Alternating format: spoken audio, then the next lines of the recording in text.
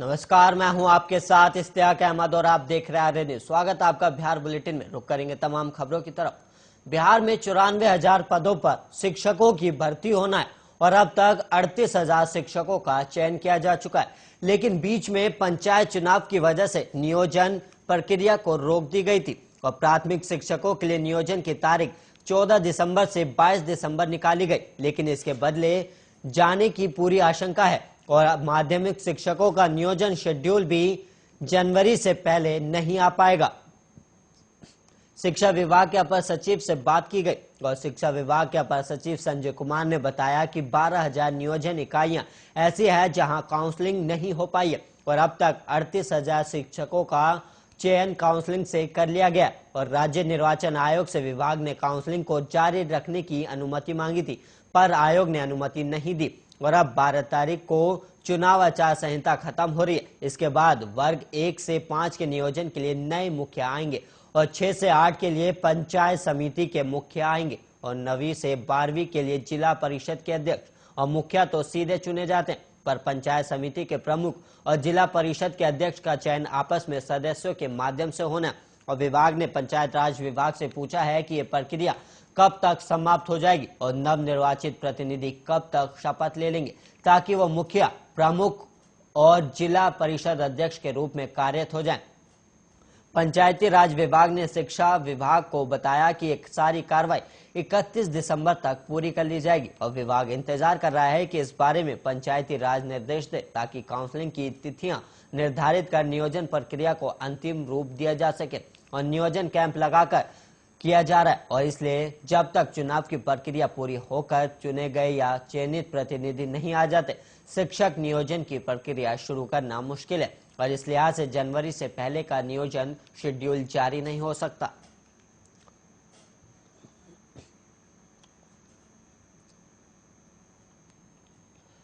RJD नेता और बिहार के नेता विपक्ष के तेजस्वी यादव की हरियाणा की रहने वाली रैचल के साथ शादी सुर्खियों में और इस शादी में सबसे पहले ज्यादा चर्चा रैचल के क्रिश्चियन होने को लेकर थी, लेकिन अब एक और बात सामने आ रही है और रिपोर्ट्स के मुताबिक बचपन के दोस्त से शादी करने के लिए तेजस्वी को उन्हें धर्म परिवर्तन के लिए मनाना पड़ा और रैचल ने शादी से पहले क्रिश्चियन धर्म छोड़कर हिंदू धर्म को कबूल कर लिया और इसके चलते उनका नाम भी बदल गया है और लालू परिवार में शामिल होने से पहले ही वो रैचल से राजेश्वरी यादव हो गई थी। हालांकि इस बारे में लालू परिवार के किसी भी सदस्य ने अभी तक आधिकारिक पुष्टि नहीं की है और दरअसल लालू और राबड़ी दोनों तेजस्वी की रैचल से शादी को लेकर खुश नहीं थे, दोनों की सहमति नहीं थी और इससे पहले लालू राबड़ी ने सभी बच्चों की शादी यादव जाति में ही की है, लेकिन रैचल यादव जाति की नहीं, हिंदू धर्म की भी है और इसे लेकर भी परिवार में असहमति थी और वही माना जा रहा है कि इसका गलत राजनीतिक संदेश जाने का डर भी आरजेडी सुप्रीमो को था और पारिवारिक सूत्रों के मुताबिक इन सब कारणों से ही लालू परिवार में शामिल होने के लिए रैचल को हिंदू धर्म कबूल करना पड़ा और वो रैचल से राजेश्वरी यादव हो गई और आरजेडी के सीनियर नेताओं के मुताबिक इससे लालू राबड़ी की नाराजगी कम हुई है और गुरुवार को हिंदू रीति रिवाज से हुई शादी में सिर्फ परिवार के ही लोग शामिल हुए और बड़े सियासी घराने की शादी में पार्टी के नेताओं को भी न्योता नहीं मिला था और बुधवार तक तो आरजेडी के नेता और तेजस्वी के कई नजदीकी भी बोलने को तैयार नहीं थे। सिर्फ लालू की बेटी रोहिणी ने सोशल मीडिया पर भाई तेजस्वी को बधाई दी थी और खबर है कि तेजस्वी की शादी में लालू प्रसाद खुद आने को तैयार नहीं थी और काफी मान मनोबल के बाद वो शादी में पहुंचे और करीब 7 साल पहले दोनों एक दूसरे के करीब आए थे और वहीं हरियाणा की रहने वाली बताई जा रही है रैचल।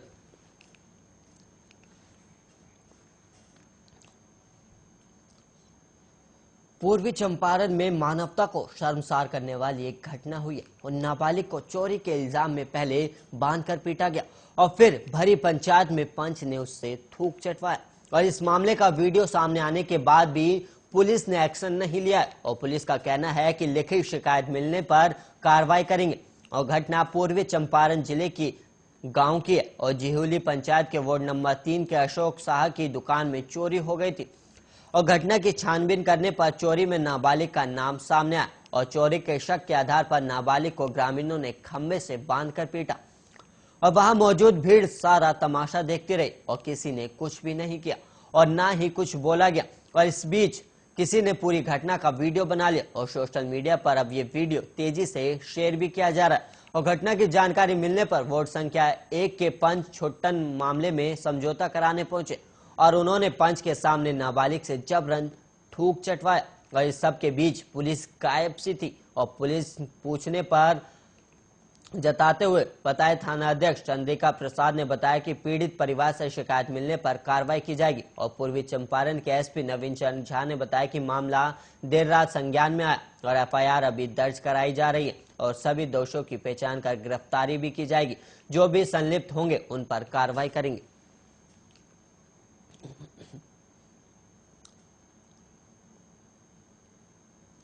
मुजफ्फरपुर में यूपी चुनाव में अवैध क्षेत्र की सह प्रभारी डॉक्टर ममता रानी को बनाया गया और वो बीजेपी महिला मोर्चा की राष्ट्रीय कार्य समिति सदस्य है और वर्तमान में मुजफ्फरपुर स्थित आरबीबीएम कॉलेज की प्राचार्य हैं और पूर्व एमडीडीएम कॉलेज की डीन रह चुकी हैं। और डॉक्टर रानी को यूपी चुनाव में बड़ी जिम्मेदारी मोर्चा राष्ट्रीय अध्यक्ष वानिती श्रीनिवासन और यूपी प्रभारी केंद्रीय शिक्षा मंत्री धर्मेंद्र प्रधान ने दिए। और बता दें कि अवध क्षेत्र के 84 विधानसभा का इन्हें राष्ट्रीय महिला मोर्चा की ओर से सह प्रभारी बनाया गया। राष्ट्रीय महिला मोर्चा से पूरे देश भर से 7 महिला मोर्चा के लोगों को लगाया गया, जिसमें डॉक्टर रानी को अवध क्षेत्र दिया गया। और रानी ने बताया कि 15 जिले के अंतर्गत 84 विधानसभा चुनाव तक प्रवास करना है और पूरा प्रयास करूंगी कि इस क्षेत्र में 377 मंडल आते हैं और उन सभी में जाकर बेहतर परिणाम दिला सके। और जिससे लेकर 15 दिसंबर को लखनऊ में यूपी बीजेपी प्रदेश कार्यालय में मुख्य बैठक में शामिल होकर आगे की रणनीति बनानी है। और साथ ही 21 दिसंबर को प्रयागराज में महिला सम्मेलन में भाग भी लेना है, जिसमें प्रधानमंत्री नरेंद्र मोदी, मुख्यमंत्री योगी आदित्यनाथ, महिला मोर्चा राष्ट्रीय अध्यक्ष वानिती श्रीनिवासन सहित कई केंद्रीय मंत्री और वरिष्ठ नेता भी शामिल होंगे। और वहीं डॉक्टर रानी ने आगे कहा कि यह उनके लिए बहुत बड़ी और महत्वपूर्ण जिम्मेदारी और इसका 100% पालन करते हुए उम्मीदों पर खड़ा उतरने का पूरा प्रयास करूंगी। और उन्होंने कहा कि एक बार फिर यूपी में बीजेपी की सरकार बनेगी और इनमें कोई दो राय नहीं है। और जनता में सीएम योगी पर पूरा भरोसा जताया। उन्होंने प्रदेश की जनता के लिए अहम निर्णय लेते हुए विकास की दिशा में अनेकों कार्य किए हैं।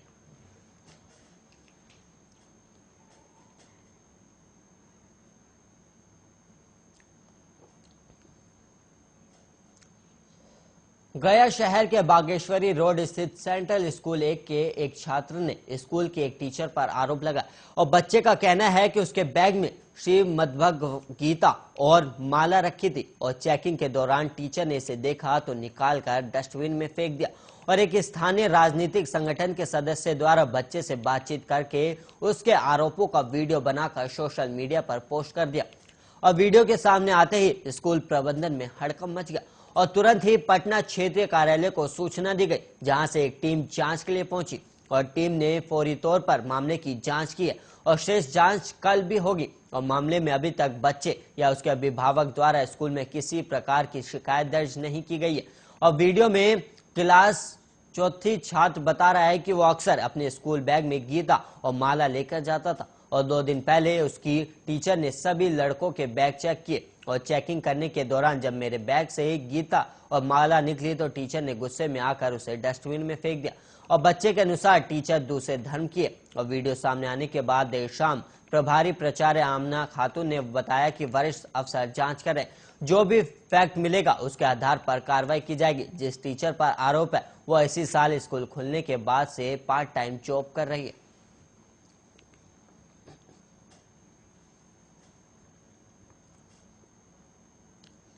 भगा के बेता थाना क्षेत्र के मलाई गांव में शुक्रवार को खेत में मिली शव ने सनसनी फैला दी और मृतक को देखने से लग रहा था कि किसी ने बेरहमी से हत्या की है। और मृतक के नाक काट दिए गए और दांतों को तोड़ दिया गया था और गले पर चूड़े का निशान भी था। और वहीं चाकू से मृतक के सिर पर गुथने का भी निशान मिला है।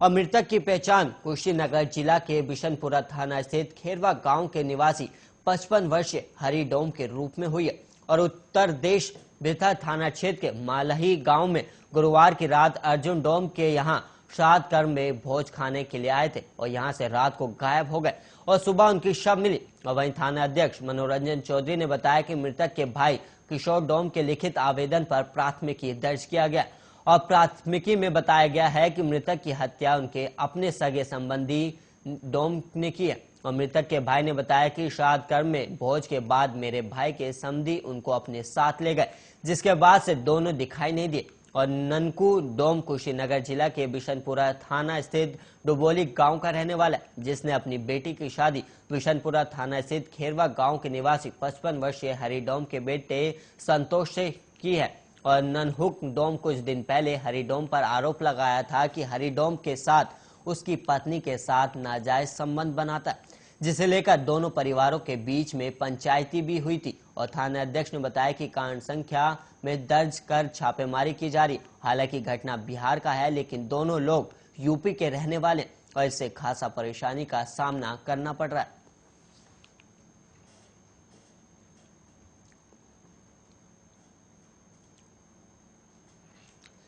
सिवान के रघुनाथपुर थाना से महज 50 मीटर की दूरी पर ज्योति अलंकार ज्वेलर्स में लूट को अंजाम दिया गया और नकाबपोश 6 अपराधियों ने पिस्तल के बल पर शुक्रवार की शाम 50 लाख की ज्वेलरी बोरे में भर कर ले गए। और ज्वेलरी शॉप से बाहर निकलने के बाद वो हथियार लहराते दिखे और इसका वीडियो भी सामने आ गया। और पीड़ित स्वर्ण व्यवसायी नर्मदेश्वर सोनी ने बताया कि जब अपराधी दुकान लूट रहे थे तभी उनका भतीजा थाने में गया और पुलिस स्टेशन में बताया गया कि अपराधी हथियार के बल पर उसके दुकान को लूट रहे। और इसके बाद पुलिस बोली कि चलो आते हैं, लेकिन अपराधी अपना काम करके आराम से निकल गए। और काफी देर बाद पुलिस घटनास्थल पर पहुंची और शुक्रवार की शाम के दुकान के संचालक ने कुछ ग्राहकों को सामान दिखा रहे थे और इसी दौरान 3 बाइक पर सवार होकर नकाबपोश और हथियार से लैस 6 अपराधी आए और फिर व्यवसायी के पेट और कनपट्टी पर पिस्तल सटा दिया और सभी स्टाफ को भी पिस्तल दिखाते हुए एक तरफ कर दिया गया। और इसके बाद तिजोरी और दुकान में रखी ज्वेलरी समेटने लगे और इसका विरोध करने पर अपराधियों ने व्यवसायी को 3-4 थप्पड़ भी मारे और साथ ही धमकी देते हुए कहा कि ज्यादा होशियारी बनोगे तो गोली मार देंगे। इसके बाद अपराधी बोरे में भरकर ज्वेलरी और 60,000 कैश लेकर फरार हो गए। और वहीं इस घटना के बाद लूट का सामान को लेकर हथियार लहराते हुए अपराधी बाहर निकले और फिर बड़े ही आराम से बाइक पर लाद कर फरार हो गए। और इसका वीडियो किसी ने छिप कर बना लिया और वीडियो में साफ दिख रहा है कि अपराधी पिस्तल दिखाते हुए भाग रहे। और वहीं घटना के बाद मौके पर पहुंची पुलिस मामले की जानकारी प्राप्त कर छानबीन करने में जुटी हुई है।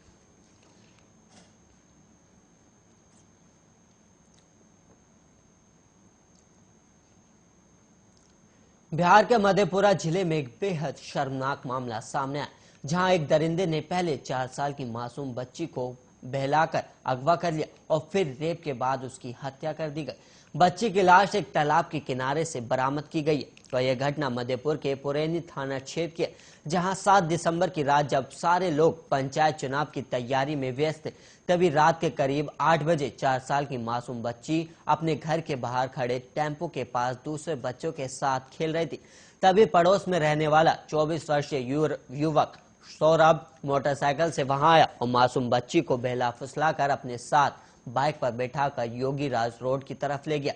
जब रात के 10 बजे तक भी बच्ची घर नहीं लौटी तो उसके पिता ने अन्य लोगों के साथ मिलकर योगीराज रोड पर उसे तलाश किया। तब उन्हें एक तालाब के किनारे झाड़ियों में खून से लथपथ मासूम बच्ची पड़ी मिली और अस्पताल ले जाने पर डॉक्टरों ने उसे मृत घोषित कर दिया। आरोपी सौरभ के खिलाफ मासूम के साथ बलात्कार कर उसकी हत्या करने और उसके भाई सुरेंद्र सहनी के खिलाफ आरोपी को छिपाने का मुकदमा दर्ज कराया गया और बच्ची का शव पुलिस ने पोस्टमार्टम करने के बाद परिजनों को सौंप दिया। और जबकि आरोपी की गिरफ्तारी अभी तक नहीं हो पाई और इस घटना में स्थानीय लोग गुस्से में और वो आरोपी की गिरफ्तारी और सख्त सजा की भी मांग कर रहे हैं।